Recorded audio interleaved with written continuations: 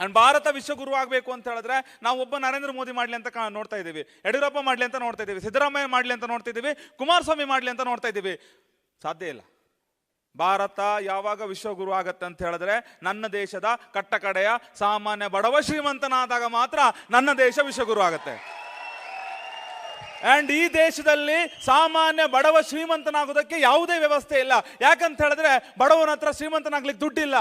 ಏನಾದ್ರೂ ಬಿಸ್ನೆಸ್ ಮಾಡ್ಬೇಕು ಅಂದ್ರೆ ದುಡ್ಡು ಹಾಕ್ಬೇಕು, ದುಡ್ಡಿಲ್ಲ. ಅವನತ್ರ ವಿದ್ಯೆ ಇಲ್ಲ, ಅವನಿಗೆ ಬ್ಯಾಕ್ ಗ್ರೌಂಡ್ ಸಪೋರ್ಟ್ ಇಲ್ಲ, ಅವಕಾಶ ಇಲ್ಲ, ಏನೂ ಇಲ್ಲ. ಆದ್ರೆ ಏನೂ ಇಲ್ಲದ ಒಬ್ಬ ಬಡವ ಶ್ರೀಮಂತನಾಗುವಂತ ಒಂದೇ ಒಂದು ವ್ಯವಸ್ಥೆ ಇದ್ರೆ ಅದು ನನ್ನ ಹೆಮ್ಮೆಯ ಮೋದಿಕೆ. ಸೊ ಥ್ಯಾಂಕ್ ಯು ದಿವಾದರ್ ಸರ್. ದೇಶಕ್ಕೆ ಸ್ವಾತಂತ್ರ್ಯ ಸಿಕ್ಕಿದ್ದು 12ವರೆಗೆ, ನನಗೆ ಸಿಕ್ಕಿದ್ದು 12 ಮುಕ್ಕಲಿಗೆ.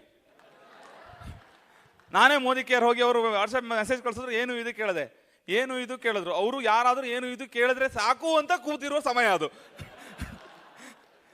ನಾನು ಈ ತರ ಯಾರಾದರೂ ಏನಾದ್ರು ಒಂದು ಬಂದು ಹೇಳಿ ಅಂತ ಕಾಯ್ತಿರುವಂತ ಸಮಯ.